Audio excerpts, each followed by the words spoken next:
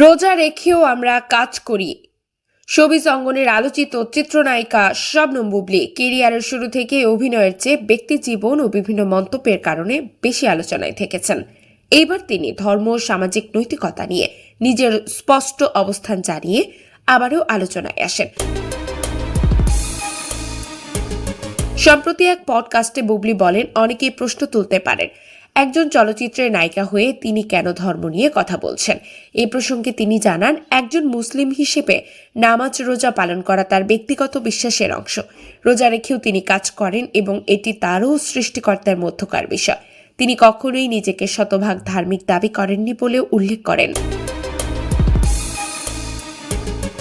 Social মিডিয়ায় নীতি নৈতিকতার কথা বলা ব্যক্তিদের উদ্দেশ্যে তিনি পাল্টা প্রশ্ন তোলেন।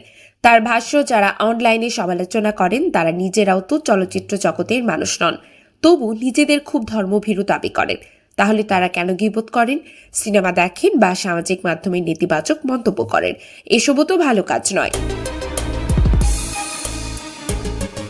গীবত বা পরনিন্দা সম্পর্কে তিনি বলেন, ইসলাম এটি অত্যন্ত নিন্দনীয় কাজ।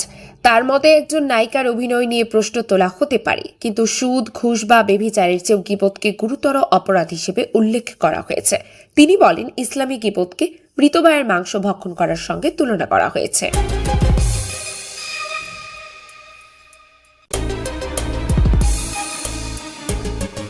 নতুন সরকারের কাছে বড় প্রত্যাশা শাকিব খানের। সংস্কৃতি অঙ্গন নিয়ে নতুন সরকারের প্রতি বড় প্রত্যাশার কথা জানিয়েছেন শাকিব খান। টেলিভিশন, চলচ্চিত্র, সঙ্গীত ও নাট্যাঙ্গনের মানুষের আকাঙ্ক্ষা তুলে ধরে তিনি বলেছেন, প্রয়োজন স্বচ্ছ নীতি, স্বাধীন কর্মপরিবেশ এবং যোগ্যতার ভিত্তিতে মূল্যায়ন, প্রেক্ষাগৃহ বৃদ্ধি, সরকারি অনুদানের স্বচ্ছতা, জাতীয় চলচ্চিত্র পুরস্কারের মানদণ্ড ও শিল্পীদের রাজনীতিতে সম্পৃক্ততার মতো গুরুত্বপূর্ণ বিষয়েও তিনি মত দিয়েছেন। প্রথমত, জাতীয় চলচ্চিত্র পুরস্কার নিয়ে বিতর্ক নতুন নয়। বিচার প্রক্রিয়ায় অস্বচ্ছতা, রাজনৈতিক প্রভাব, স্বজনপ্রীতি বারবার সামনে আসে এসব প্রশ্ন। পরিষ্কারভাবে বলতে চাই, জাতীয় চলচ্চিত্র পুরস্কারের বিচার প্রক্রিয়া সম্পূর্ণ স্বচ্ছ ও জবাবদিহিমূলক হোক।